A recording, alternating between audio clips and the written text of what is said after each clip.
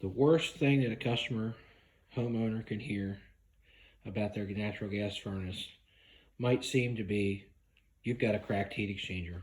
Let's talk about what a heat exchanger is and why cracks are such a big deal. At the bottom, midway of this furnace, right here, there's burners. Those burners shoot a flame into the heat exchanger, go through the heat exchanger, and then come out the exhaust, which would be here on this furnace. Above this furnace would be ductwork. On the side would be ductwork. The heat exchanger is buried inside. So a lot of times customers will get the news, hey, you've got a failed heat exchanger, you've got a crack in the heat exchanger, and it's difficult to show that to the customer. Well, I've cut this furnace to open to the side, and you can see very clearly this is a crack. And every cell on this furnace, what, 5 or 6 of them, they're all cracked. So the heat exchanger is the path that the flame and the byproducts of flame travel through the furnace, out the flue. That heat exchanger basically is a vessel that the heat travels through. You've got a blower underneath, it's blowing air across that heat exchanger. We're exchanging heat, we're taking cold air from the house, blowing it across hot steel, and then it heats the house. We don't want the exhaust that's inside these to mix with the air that you're breathing in your home. So that's really the bottom line with a failed heat exchanger.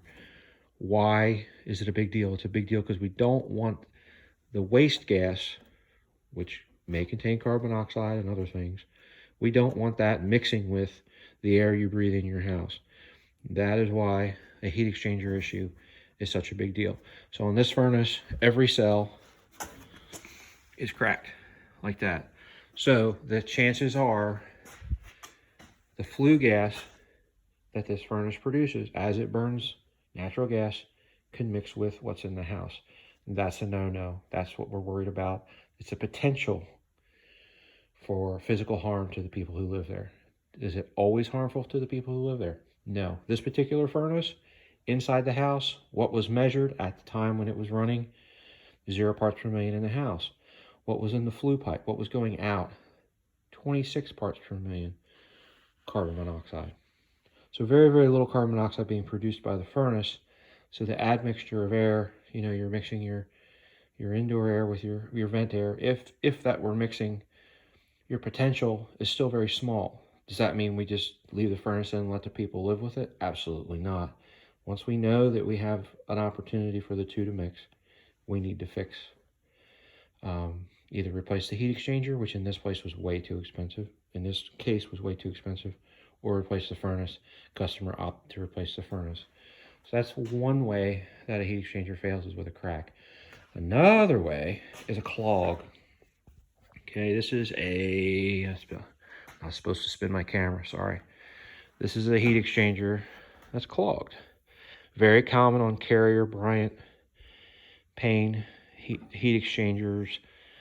2005 was the model, it was the year on this furnace. And a lot of them have failed. Same situation, your heat from your burners comes up through a metal heat exchanger, then collects here, and then goes out the exhaust on the other side.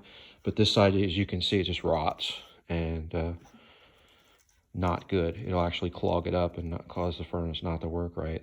So this furnace will actually, in this case, most of the time, this furnace fails in such a way that the furnace just will not run.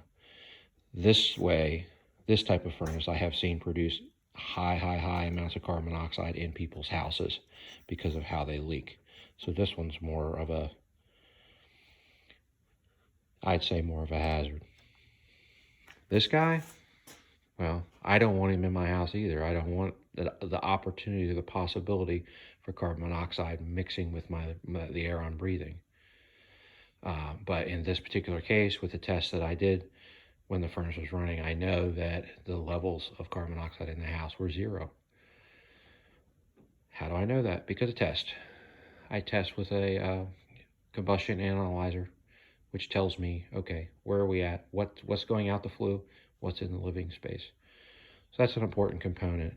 The other side of that is I'm not there when the furnace is running all the time. If something changes, maybe there's more issues, more carbon monoxide in the house.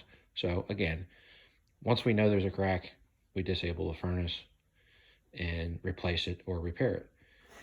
In this case, this guy got replaced. We actually removed this heat exchanger and put in all new parts.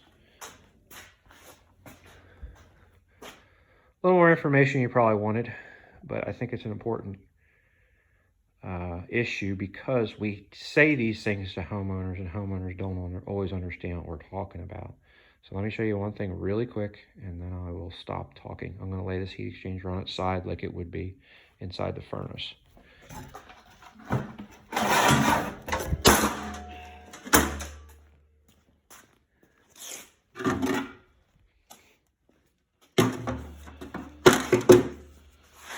So this heat exchanger, your flame would be, that's actually upside down.